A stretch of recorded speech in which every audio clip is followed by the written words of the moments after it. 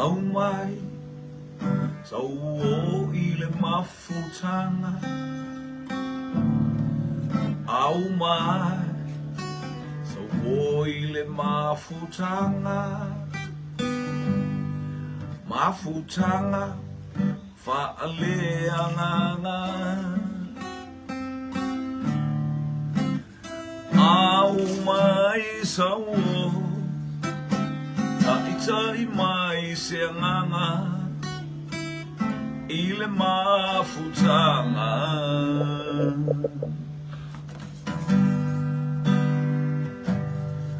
Au mai e sa wo I le mafutanga. Au mai sa wo I le mafutanga. Mafutanga e fa'aleanganga.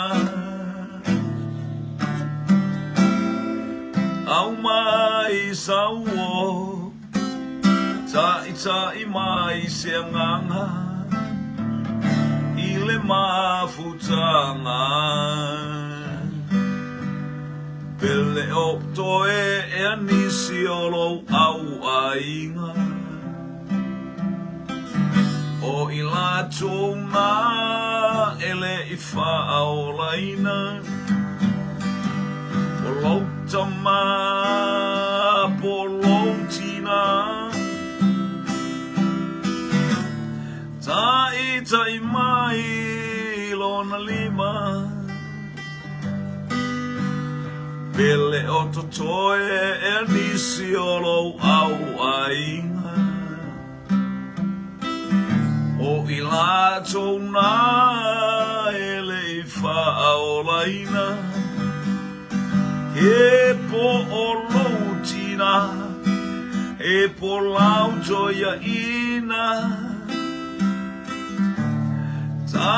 Tai mai lona lima. Au mai sa wo I le mafutanga. Au mai sa wo I le mafutanga. Mafutanga e fa'aleanganga. Au mai sa wo tai mai se nganga I le mafutanga. Lo soe o te toe la patai atu. La tanga luenga o le moli mau atu. Tawatu Yesu I se nganga o whaatalale. Liliu mai leleanga mai loa lona sese. O soe o te toe la patai atu. La tanga luenga o le moli mau atu. Ta'u atu Yesu I se nganga o whaatalale. I liu mai leleanga mai loa lona sese. Au mai sa wo I le mafutanga. Au mai sa wo I le mafutanga. Mafutanga e fa'aleanganga. Au mai sa wo tai mai se nganga I le mafutanga. Partai tama asisilina lama oe I taimi uma. Hallelujah walo bi inga I sitia I le taimi mane taimi. Mato talo whaftai mo me umore nei tai ao, agale lei mai la wafio le li ie. Haleluia, i le whasoina o lau polo kalame. Ai mai no e mamao le ala. Fisoso ni mai lo wanganga pa ia i lau whadau lunga o penga ta whailangi mai mātou whatasi ona o Yesu. Amene, amene. Ia le li. Ia watalo hatu le aingo le whatua tua o whai ona pa'au mai nei te milunga o penga ta whailangi. Patalo watu le dato fale wale si global kingdom le ngata le Samoa o watu no o ia tafa ma le tafa o faida ma o mai ia le li la to foi o le aso lulu le ia la to ia le was tofi ne ia mato nei va engo le la langi vi ia le tua fatalo watu ai alien keke malo talofa mu alo i bonga langa alita lo siusta da lo fa ta lo fa le aingo le fa tua ta lo fa ya sala la saro ya ta lo fa vi le tua alien keke malo vi le ula lia le ala manu a ta lo fa lava Matthew Colio Hallelujah ya fia langi taula. Praise Anthony Tanwasa talo faltama lea mai. Talo faltama lea mai America Samoa. Hallelujah, praise ka Sarah La Salo. Ia fasao motayao Drovenes. Matthew Colio i vongalanga Ali Susta. Hallelujah. Ramona Ustai Mataia. Praise God. Oh, hallelujah. We again. Yes. Telefonti, Jeremia. Yeah. Saline Sebe, Petina. Le satele. Talofa. Via li, malol soifua. Ia tato iai tato por kalama le faso el nei vaenga o le uli. Ia utultuli mai nei babel tato por kalame o no le o mataleo le uli nei e teimi. Fai asina pisi mai o le uli ia matele na faina ele tato por kalame. Ile tele na motu mai le pisi tele laina tema. Ta lofa fartane. I lau ya te oil to mai tai o mota vi ele li mak ales ya ni ia le atua. Mana ia tau samonei ngolo ile ngale lei o le atua. Praise God. Ia ai mai no e mamau le ala sina ipu vai a.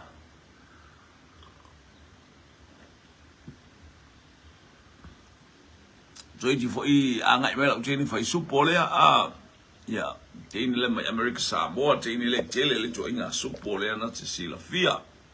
Ia o tato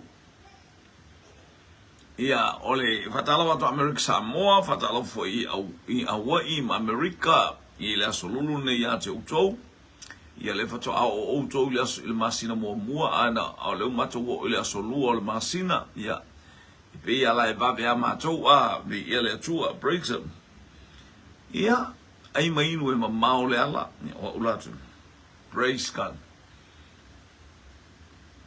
mana ia le sanga a ia praise God, ia.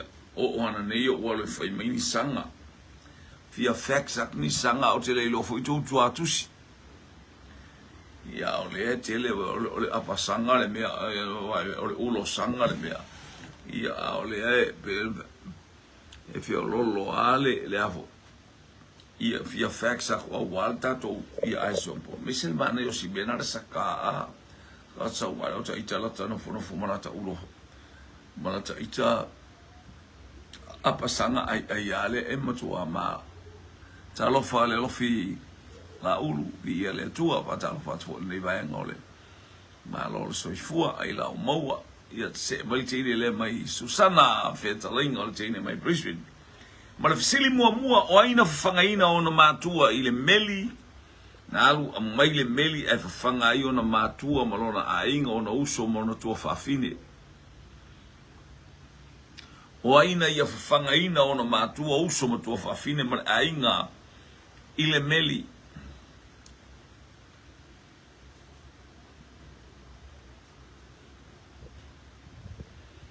Ai mainu e mamao le ala. Ioi.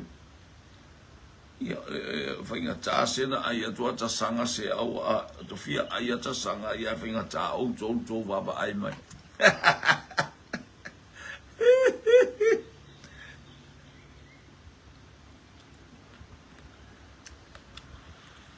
Le lo fila ulu Samasoni. Ai mainu e mamao le ala. Lua tatau tali whaalatane mai sili jema fili, masa fili. Hallelujah, Samasoni mai satpaitea. Se mai maltene le mai Hawaii. Marita Crichton, Samasoni. O aina aile me na avele meli a ai ailo na tamama no tinama no ainga. Anthony tanu wasal tama mai jafuna America Samoa Samasoni. Susana Fetalainga Samasoni mai sai pipi. Wo kirisko inga ngasol. Wo kis mai fi aunga. Ole atali ol fi auna no fumar teni ol matonu. Tangata nai ngo ya Samasoni ole atali ol fi au. Tavita aitu soa talofa. Awa maliu la unga la to ina isel to fi fa longo ia. Ai mainu.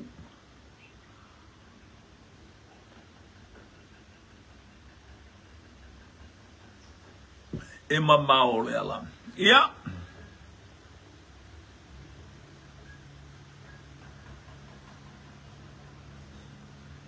Se fasia Joshua la wan o talofa. Fuatino kolio talofa. Watali la tato fesili. Faftali ole watali o Samasoni. Li ia leli. Na fua el tamanoa oi foi.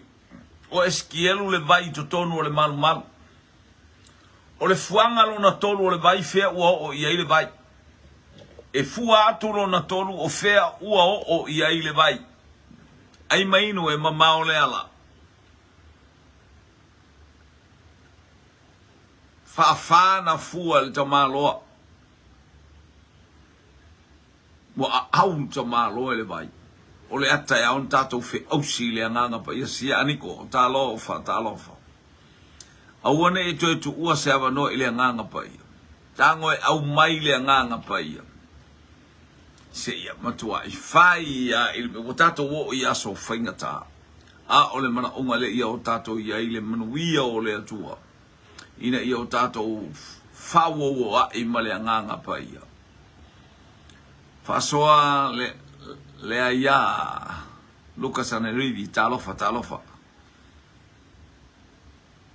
Praise God. Faftai mo talofa. Fasoa ya lofa to foi le ia mo le ainga. Praise God. Le fa pe mai chema wo o surunga titi e fua fa tolu atu o surunga titi. Le lofi la ulu o yona tau au. O le fia i loa po fea le fua na fua atu ua o ile. Ua role lona tolu. Fuanga lona tolu le vai fiele ua o iai. Chema tapu vai tuli vai. Susana sulunga titi. Fasoa tau au. Fasoa Sanerivi tau au. Anthony Tanuwasa sulunga titi ma na ia tele le fisili lea. Tali mai tene mai Hawaii Marita Crichton tau au. Tali al tama mai tuila America Samoa sulunga titi. Hanu tene mai falalatai tau au. Hallelujah. Tema le tene mai satpaitea. Hallelujah. Masili. Hallelujah. Tuli vai tapu vai.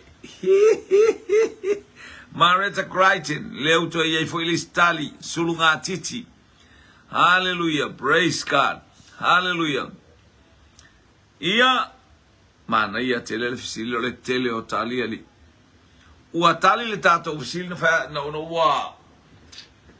wa fua esquiel el tangata le fa mai esquielu ina wa fua el tangata le tonu le angelu le tonu le vai au savalia au la savavalia le fuanga mua fuato tapu vai o lalo o tapu vai o lalo I alo pe o tapu vai ia ese vai tuli vai tapu vai la lalo la eso so o ia le foot male lek na praise God e fua atu la mua ua fua ua ngata I tapu vai lo wainga o le ato le whaau unga le atua awane ngata I tapu vai whaau move pea ngā yoi ngā lue pea lona lua ua ngata I tuli vai to e fua atu ua I tuli vai se le mana I o le tangata fia whaalongolonga I whaamonianga le anganga pa ia. Le lewa to e fua atu o whaatoru na fua. Hallelujah. Le vai e fua atu o I le sulu ngā titi. Lona tolu sulu ngā titi. Runa wingala o le tali o le tato visi sulu ngā titi. O le to e fua atu wa whaima vai e a awai. Wa a awai. Ta a au. Awana ingata I tapu vai. Awana ingata I tuli vai. Awana ingata I lo sulu ngā titi. A au. Au tofu au lo wa tofu ai male ulu le papa o go wa matua fata ele tangata atoa ile fa au unga le atua vieleli malo le hallelujah praise God o ai tangata na fasiotia apineru o ai le tangata na fasiotia a Pineru.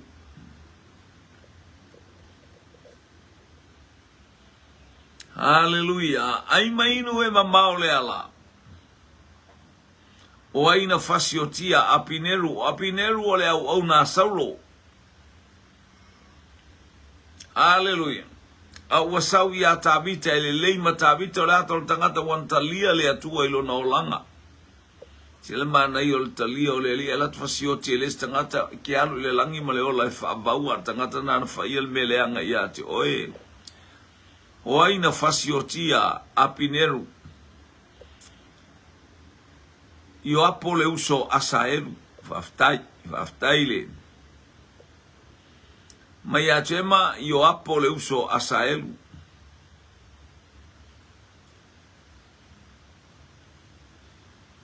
Cecilia ia auba ia malo le mata mai le pito le au kilani irangi a te rangi ia malo fatalo tofine lea wa anga email tali lua o tali Marita Crichton le tine mai Hawaii aloha Hawaii o Yoapo le alofi la ulu ia Malelo mau atu nu ona I tangata ia le ua talibai ia le alofi o Yoapo tama seruia whaaftai le ua bala au maitene le au kilani I rangi pe uma au kilani sifo ia le atua praise God ia Anthony Tanuwasa a Cecilia Maletali Yoapo Anthony Maletali Yoapo le tamalea mai Amerika Samoa tafuna le malai valele. Praise God. Susana Fetalainga le tintiti mai Brisbane. Oa mai le Wallaby le nei vaitau.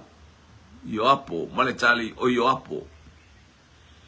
Ai mainu e mamao le ala. Faftai tali. Eu te lo tele nei tali wa matango fia e foi tali o tato e sermana io ta sao tali o Yoapo e se le matanga o le mena na fai e Yoapo me tau faapo o le tangata le wa levana au mai e tabita o tai au mai o lai o aya nei loa no Yoapo ua o tu lai mai a Pineru o to sau a Pineru e le lei matavita Wai loa Yoapo la se ia ilana Nona tulanga o tai tai au. Ele ngata fo ile o le ita fa moe wasa. Fasioti apineru na tutu I apineru na uso tautala I titi leo. Hallelujah. Tamale o ia o laititi. Tamala laititi leo apisai. Asaeli fo lingor kakai. Luar Samuel muta o peton foi pelo sumar fitu le tale mei chema vai. Nos Louis Michael talofa. Na o saular tangata o apineru o leo sau e faile la le lenga matavita peia o lo sau te talia Yesu. Ai la tu so o le pas e o ti ai. Pete la taia o le pasika ua e talia Yesu e fai mali I mafaola. E te alu I le langi ma le ola e whaba. Io apore tai au o ta vita le pese mai el tamale o fitu fo mai ava ta lo fitu fo. Bet beres a kelise ta lo falava. Tu sa ole talana na le infasioti el tangata ia. Ole itor tangata le oti o lona uso at lisi mele ave el le mafofau. Ole manatu le manatu le anga apene I fight ia apine ru mata ite au til tau tala titi tamale yo. Now o lava o onga. Hallelujah los tangata le leile o langa. Ia waftai wallaby. Wallaby ai fatali mo bronco and storm.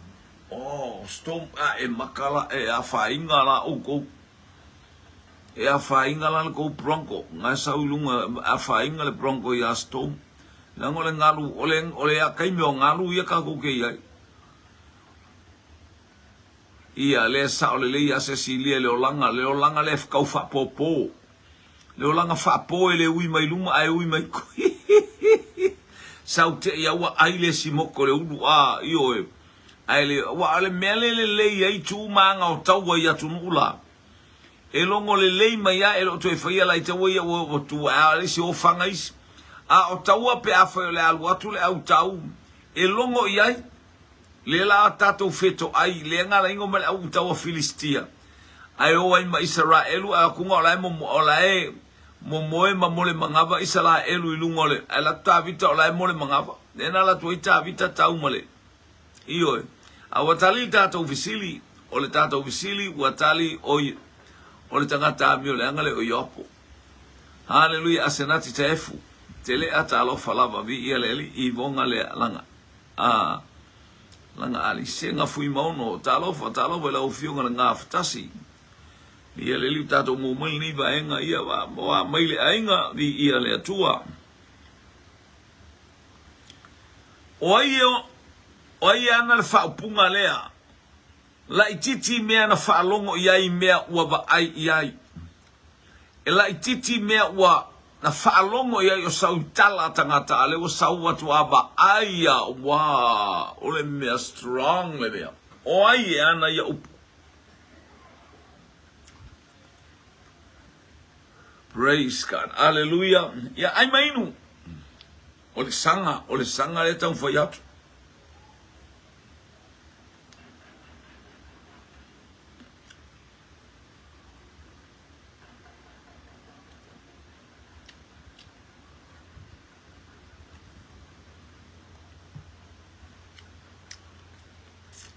Ele fasale aia di tato bolkalam. Chema. Tini ele mai sat pai chama seli. Tupu tamai ta yo se epa ya Solomona ai mainu e mama ole ala.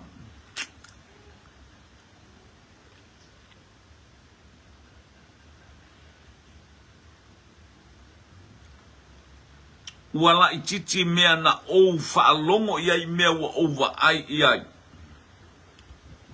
Tupu tamai ta yo se epa mai Amareta Crichton, whaasoa upa Saulo. Susana tupu whawhine o se epa. Le alofi o le tupu tina mai se epa ya Solomona. Fetu fau mai aba se epa. fasoa le ya se epa ai mainu e mamao le ala I ia le li popoto ali ilwa se ngali o lango la stofi ai mainu e mamao le ala Yo te loa pasi mai le wonton soup le watar suma lua ia Ronnie Malolo to mata talofa ia le wonton soup a fato soup po le macaroni soup ia ele ngata fo ilea ia le fasi povi soup meat soup hallelujah praise God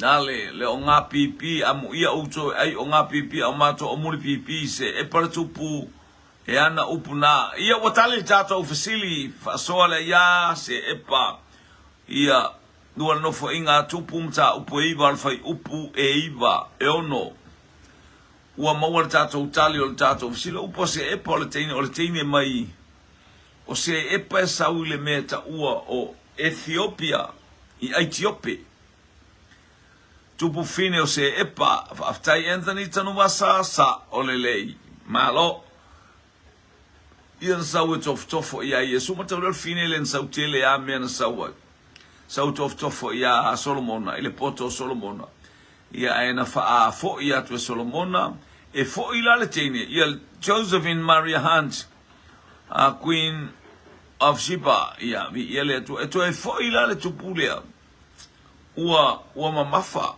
e ono masina na sau ai ta faa ia I mamomoia ia ma Solomona e fo ila ua mamafa tene le ia Solomona o le nuu le fai asina close telema se tala anga ma Israelu ia le li o le famtalanga o totonu o il falesale e te vai ile mele ta o le atola o le tua ia angelu ia si o mia le atola au le fa malu ana ilunga le atola au na o totonu la mai Ethiopia wana o le atali o Solomona na mau le fafine le ni ia le li na ia faua le malu I Ethiopia praise God faftai ia ua maua le tatou tali o le tupu fine o se epa na sau ia Solomona ia te ele a mea na fia va ai ia isi lo matua ai na sau se iwa ai a sau fo maila na tala sole Solomona King Solomon wow ai kama I mea ngo whaalongolongo mai o wa kwa leo o sa ua ai ma kwa le yo o kwa le kele o mea ia o ia la le ona le upu faftai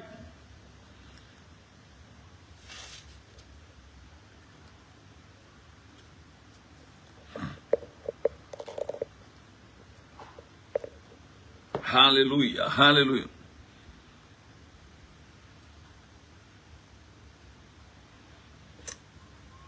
ole e iaile le fafine na sau ia Elisaia ua oti lo to lua ma lie lo fina ngalo o lo to lua sa au na ia te oe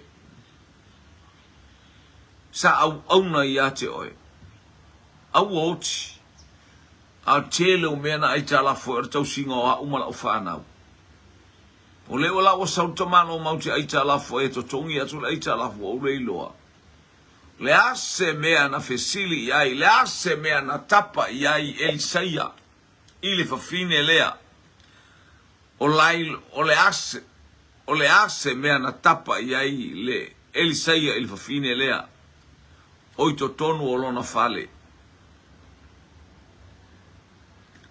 le ase mea na fesili o Elisaia ai le mea taua ala ile fale o le fafini ele ana taua tu ele ai mase mea o ilo fale ai paua le o le mea le ai niki sola talofa soni sua mi ia le li junior mau talofa lava mi ia le li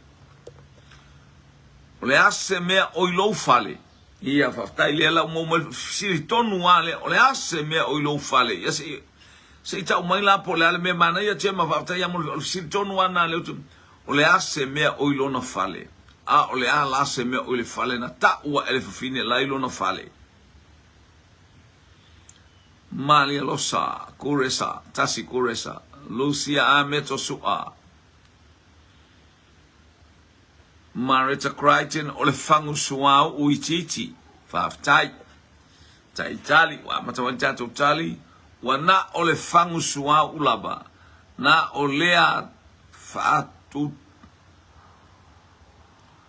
Ia, na ole fangu maya tema, ole fatu tumu uma.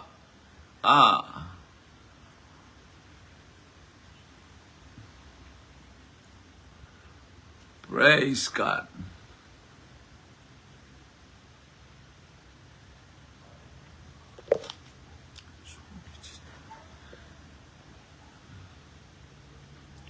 Ia le va be mai o sua uitichi. Se ale mea oilo fale. Ale na si sua le lo fi la ulu na sua uitichi o lo il fangu. Tu fou le ase me oilo fale a etali le fafine na o le sua u.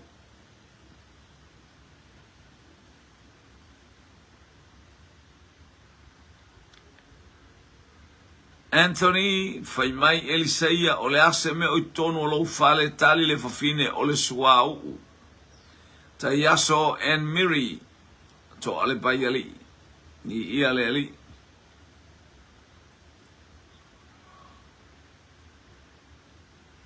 Ia ua tali il tato efsiliato po le ase me mais na le fangu asua. Sita mai fangu sua ua la tia. Ni ia leli selmana yo farol finele lo fine fa ongar fangua le la o tapa ele alu abel fangu mo mala ufana wet e abi fo ni fangu ngao empty bottles mo tota ngo fie utu ia ile suau tapuni le faito toa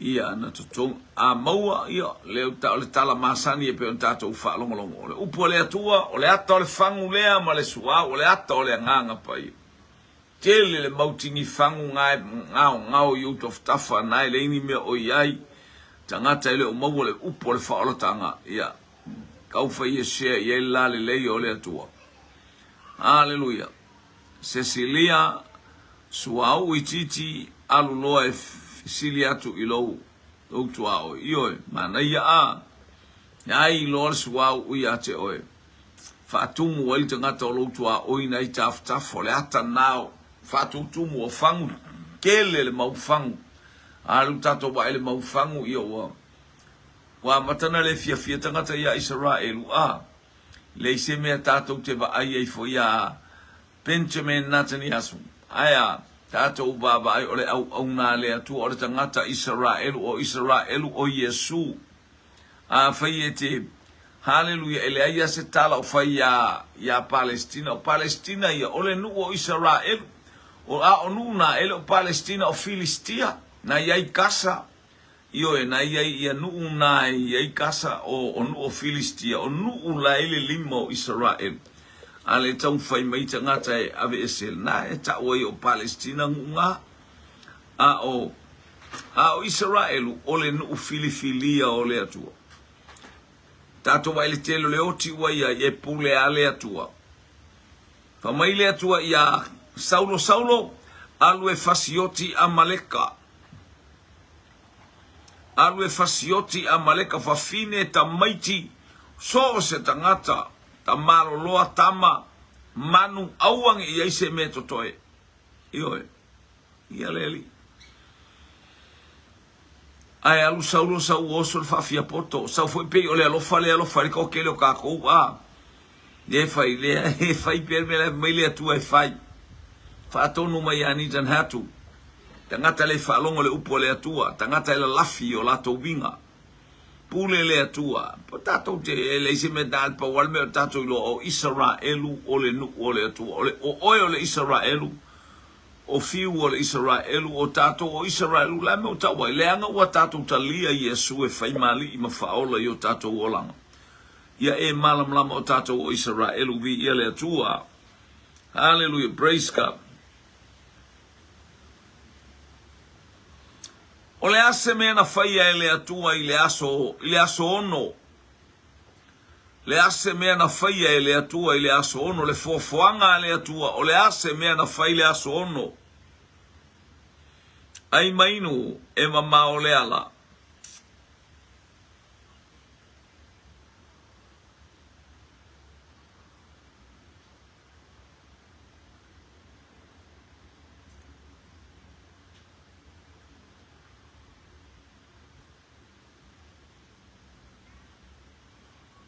Le ase mea na whaia i le aso ono.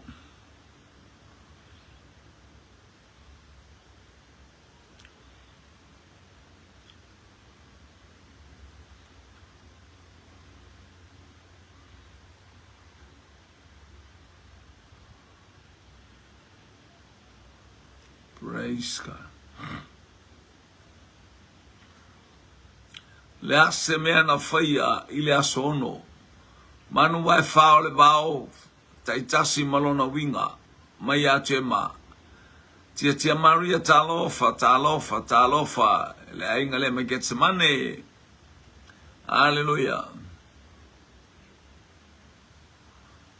Tai mole wha talofa. Praise God. Hallelujah.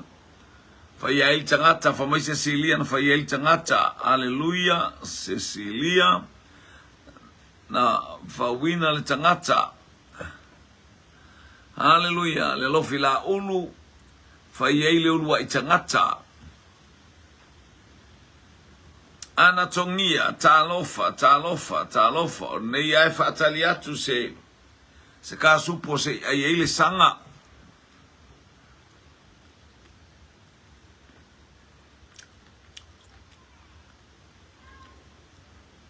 Mai o tātou ele whasālau, ai ma whaitātou po kalame, mai inu lau supo, langa tau langa o taimi o vai, inga ma vai tau mawhtanga. Ele tau sami mai lātou supo a unofo atu. Ia e uma e wata o te ua sua, mei ta ita alata whana ua ta oti na whawina ai tangata mai a Cecilia, manu wai whao le vao, hallelujah, manu wai whawhanua, ma mea whetolofi, kai mai e tema, na whai ai lulu i tangata mai a whetu whau mai aba. Josephine, Maria Hand, na whai ai tangata o le paleli o ana ngā luenga, whaftai. Hallelujah, teine mai lunga le molio le ama, ia na whawai manu wai wha, angalelei, ia whaatalo whaatu ia te oe, na ufionga sinama iana. Marietta Crichton, whai ei tangata maloloa iloa ile aso fitu, whaftai.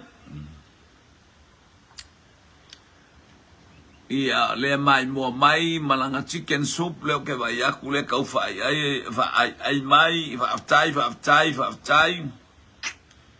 Hallelujah. Ia tupu mea ola mai le lau ele, tai tasi malona winga, whaftai a Susana. Sango soup oka sole le supo la le o te mana oa. Sango le ulu le o sango. Tai peia o le ulu le fo eta o le maopo. Mo le manai o lona a ano.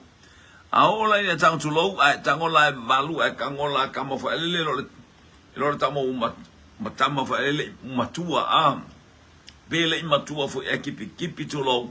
Fai pel fai ngole esinga ka ongi be ko ula ito tonu peia o le maukeni a oka se i pala la peila o le wa mai sango soup amu ia oe o lo tau sami la sango soup ia chicken soup o so le hoso mo for chicken soup lo makuale. Hallelujah, praise God.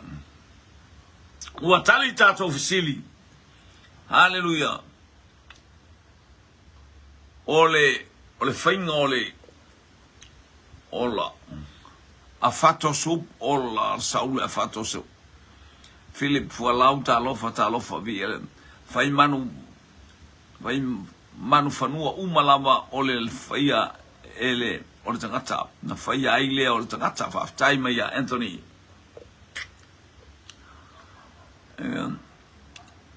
Hallelujah, macaroni soup, oka afato soup, ia leli. Ia watali tato ufsili o tato ufsili na usa o lelei na fai manu vai fa na fai manu vai fa fai fo tangata ia le atua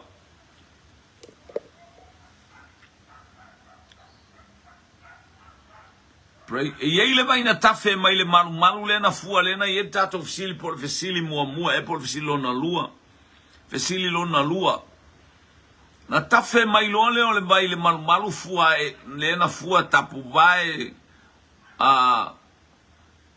vai toli vai sulunga titi se ia o ina au o fea la na tafe iai o fea le mea na tafe iai le vai lea o fea le vaenga o le whanua na tafe iai le vai lea ai mainu e mamao le ala.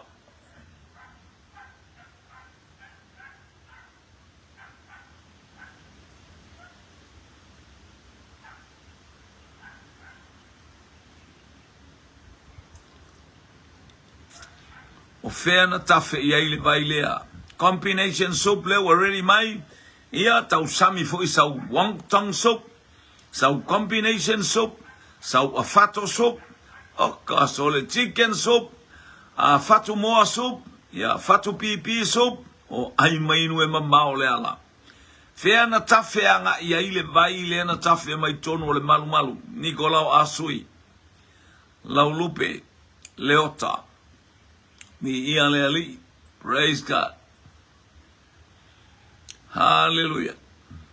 Talo fatu sio tato ainga ngai mai ia ile nga leo le tua praise God ana tongia tafe suria isae malo ale tari Yeremia talofa o fea na tafe ia ile vai tafe mai tono le malu tala eskielu fas fulu fitu Ona tafe atua ilea fea le ale mea na tafe iai.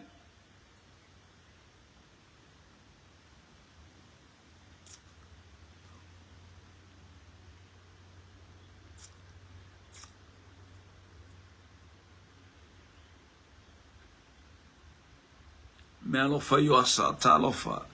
Tinei fido, ta lofa. Ua tafe mai le vai mai totono le malu fua eskielu ona tafe atua leo fea na tafe iai.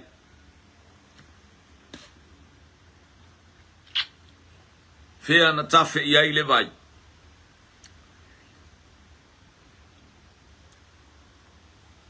Sarah Tanielu Breta talofa faletua ni ia leli. Ia, se vai se supo e ave molto ina. Ave supo mol faifi au fatonu itu itonga o le fata faitaulanga ia na saule vai mai tonu le malu le saula le fata faitaulanga tafe atulo fena tafe anga iai J. Jimmy Brown Miliamu talofa malo le soifua falia mirogo lawano talofa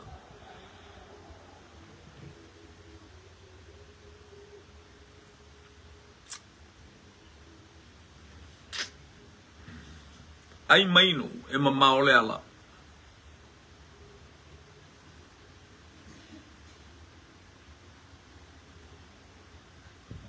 Fabia mai Anthony tafe atu ile tu sa e matafe ifo ile lau ele ma o atu ile sami. Hallelujah. Ma fa mangalo ile sami. Praise God. Hallelujah. Oh, le lofi la utono Melbourne. Oh, talofa le lofi Melbourne. Le lofi la ulu tai mole vatalofa la ulu. Ma Melbourne alofa atu ya Melbourne ne ya uli vi ia le li o le tai au. O le tai au ia Melbourne tai mini ia na fasu mo fitu e pu valu. O le watali tato fesili le wa pe mai tema fasu mo fitu e pu valu. Tafe atu tafe ile sami mate ua ola ai. Ia leva pe mai tema tafe atuai mawhangongota ai tangata o eno kati ma eno kelima. Ni ia le li mai eno kati o i eno kelima. Maya Anthony. Hallelujah. Tia Maria Sami eno kati. Ole Sami mate. Sami o ona. Hallelujah. Lea wo o tu after Maria. After tia mortali vi ia le li. Hallelujah. Wo o atu ia ile Sami. Wo o tu le tafele vai. Wola. Eo o i ana pepete ilo o se mea ia ile anganga o le atua o le ola. Tafe atu le vai o le ata o le anganga pa iua. Tafe atu o amea umana tafe atu o la au atu tu ilunga o ala au na pepe ua o le ata le nao i tatou. Tafe atu se me ua matua mate aya. Hallelujah. Ina o ia ile vai ia leo tama tafe ile Sami mate. Lea samo isifo Sami faaftai. Faaftai. Hallelujah. O le isa tatou fisili le wanga iatu. E fia tausanga nano nofo ai na polonga ai le nuu i totonu ai kupito. E fia tausanga nano nofo ai ma polonga ai le nuu i totonu ai kupito. Faaftai anatongia marisa mate faaftai.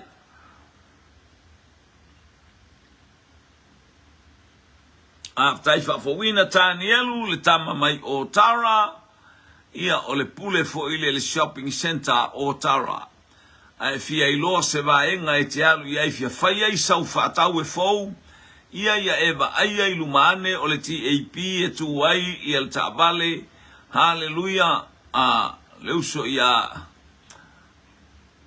ia whaolaina.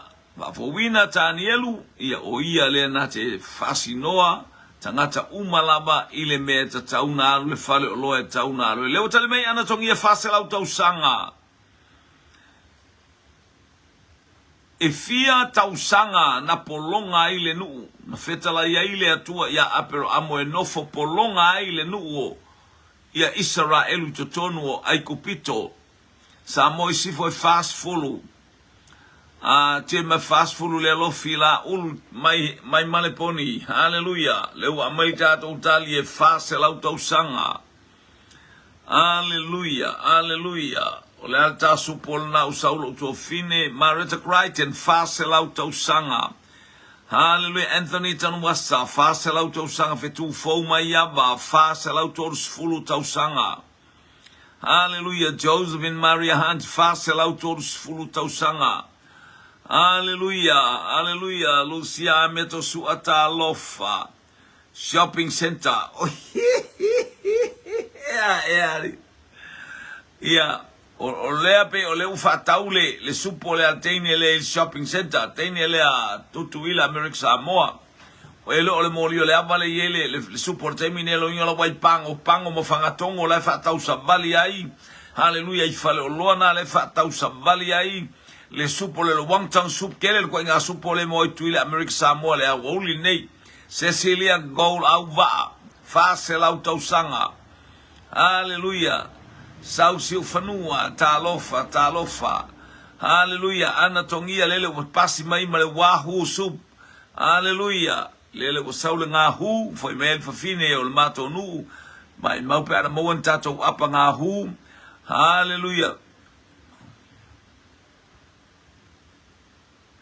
Chema. Hallelujah. Praise God.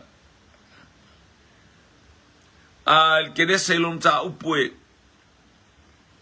Se itali tato ufsili tato ela tule al que nese lom ta upue suma lima alon foi upue suma lua suma tolu ngai ele talal na ile ata ulanga fa pelo fai upue su tolu ya eilo e nofo polonga lau fa nau ile nu ese. Hallelujah. Fast food tau sanga martos fulu na fa ata amilo ile bao ya afta ile lo fila ulu ya sa ortali la le fast lau todos fulu. Fase lau todos fulu, fase lau sa o le leifa mai Abraham. E no nofo lau whanau i tausanga e fase lau. Ai o ane le teimina i ele na tuu i eima le todos fulu ele atua. Na fase lau todos fulu tausanga fato ao ese le nu. Fape nā le tala i le atua mana o le atua ina ia e mose a onga le leima i le me te iai. Hallelujah. Na olo le nu ese mai la le fase fulu tausanga. Lea na o aito e fo i le. Na o yasi le nu. ina ua o ile pito le o ile nu le na faatali atu ai ai o asi le nu ai foi mai wale anga le tala la to te au maia na toi fa foi ai lo le atu e fa milo i to tonu le to afa ma tonu le vao i tausanga e fa se fulu a o taimi asa ai kupito e fa se lau tolu se fulu fa tai fa se lau sao fa se lau tolu se fulu e sao la ngole upo Abrahamo e fa se lau tolu sanga to te no fai ai sau tala taimi no e sele no fa se lau tolu se fulu ai o esel no ai mai no e mama ole ala. Praise God.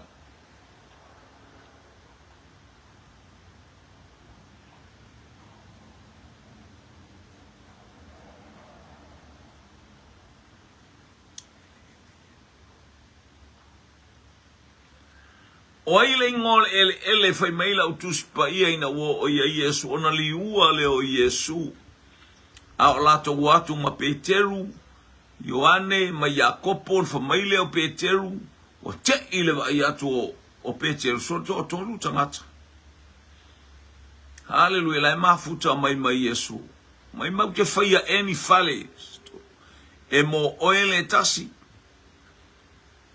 e mo mosele tasi ai mo Elia le tasi. Hallelujah. O fea tonu ale ele fast fulu safa tamilo ia vaftai tai ya Cecilia mi ia leli fast se fulu tausanga. Ai mainu e mamao le ala. Praise God.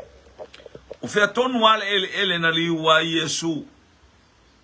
O e mau foi mai ia tene le o anatongia o e mau na liua ai Keriso ai falongo Yakopo Peteru mantere ai leo lo watali pelele na o te fia leo tatel mai se Cecilia o Heremoni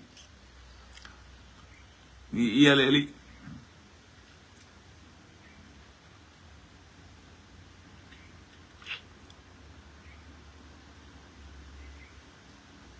pesta fotola I fale mai aba Lucia a meto sua al Tracy Kuka to ale to a ole tala lele to ole tala lele maunga o Heremoni Cecilia Heremoni.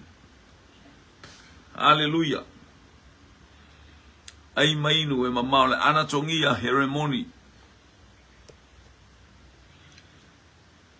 Ia, utilo le wa tali me tato fisili le ole maunga ole me tonu ale ta o Kaisaraia Filipo.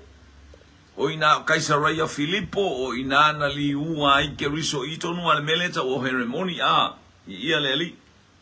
Melele o ngā maunga le mawalunga pole ai le ta o Heremoni o me ta o Kaisaraia Filipo faftai. Faftai li tali vi ia leli ai mainu e mamao le ala. Praise God. Oai tina fa malos tamaititi lai tus paia. Oai tina fa malos tamalai tus paia.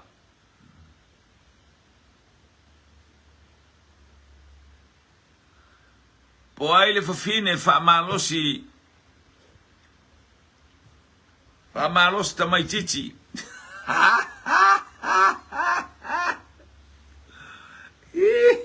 Ape vai kai kari ele anga mea ke o ale au ke oli.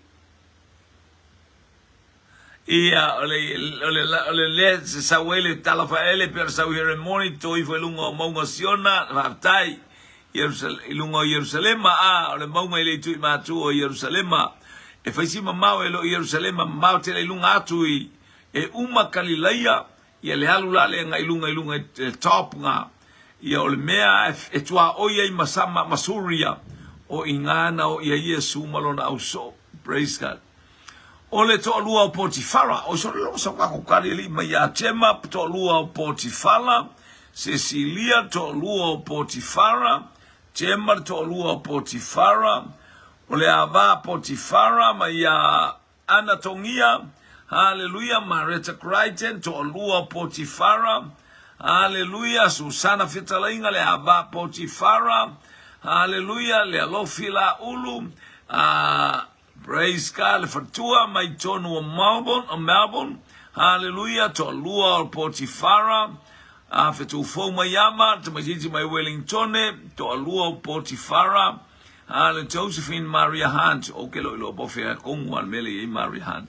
Ole aba Potifara. Hallelujah. Ai maino e mama ole ala.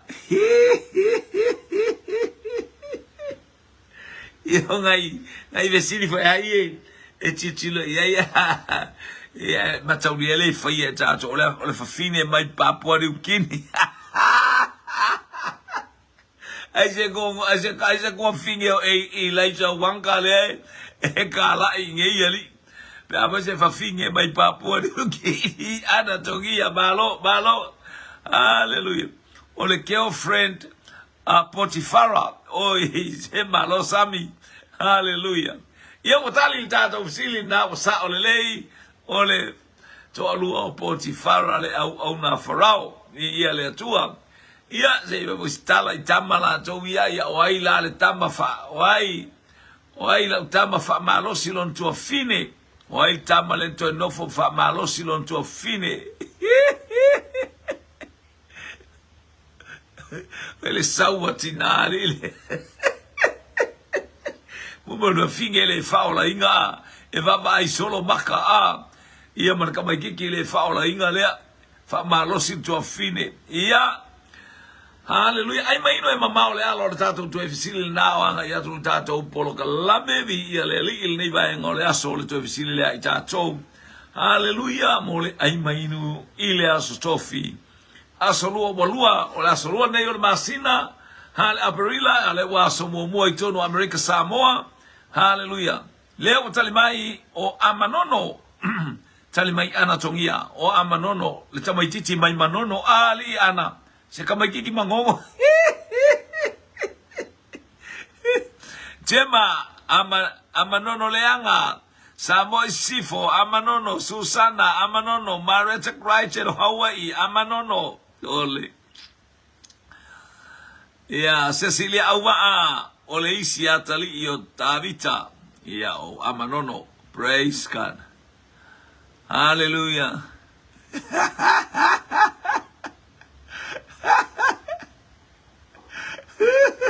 Ewa tau le alu le pork soup amanono mai Afrika. Le lofi le mai ana tongio le lofi amanono le atalio Tavita. Hallelujah. Tali na mai Melbourne, tali mai tamale mai tutuila America Samoa amanono, tali mai fitu fo mai avartama mai. Hallelujah. Le tamai titi mai Wellington. Hallelujah. Amanono Josephine Maria Hunt amanono. Praise God. Ai maino e mao le ala. Ia leli. Watali tato fsilio amanono. Ia hallelujah. Oai le tato fsil mulmuli le wa watu wa mulmole. Oai le tamaloa na toealu. Ile to alua olo Natali. Oai le tamaloa na toealu le to alua olo Natali. Ia o le tato fsil mulmuli le na. Ai mainu e mamao le ala. Hallelujah. Oai le tamaloa na toealu le to alua olo Natali so le kele mea whapeali. Levo te ai mai muisole abaila io o mea fale nganga. Oai tamalona to yalu ile to alua o lo Natali. Hallelujah. Lau polo kalame ai maino awina tu Samoa nei mai telefou lau au na tautua ya te oe male nganga fa maula leu tali mai ana tongia o Utah. Hallelujah. Marita Crichton o Utah. Gemma Philly. Le master o Utah. Wele se master ele mo se ko se fa ilungal kamalo master di. Fa pe ungal PA ale sa mo master. Gemma Utah na to Pota Mara le to alua o Eru. Susana Utah mai sai pipi oka ile kwa oi malango ai o ape Samoa. Cecilia Gold Awa Utah. Anthony le tama mai America Samoa o Utah. Ia vi ia le ali. Famanu ia le atua isi o tato wa inga wanga mai malo le tali visili malo fo ile faitau. Tus pa ia malo le fai mea onga. Ai mainu lau polo kalame le fai unga le na ua tali tato visili o Utah. Utah le ana whanau mai halo na whao le whanau a Iakopo. Whanau mai Abraham o Isaako, whanau Isaako Iakopo, Iakopo na ia whanau le tamalo na whaingo ia Utah mai a lea. Utah lea e ta ua le tātou polo kalame. Hallelujah, o le tangata whaale tonunga lana mio. Ia, ai mainu e mamao le ala whasoi fuaina o no Iesu. Tau le lima, au ina atu lau polo kalame o le taulanga afi afi. Amen, amen.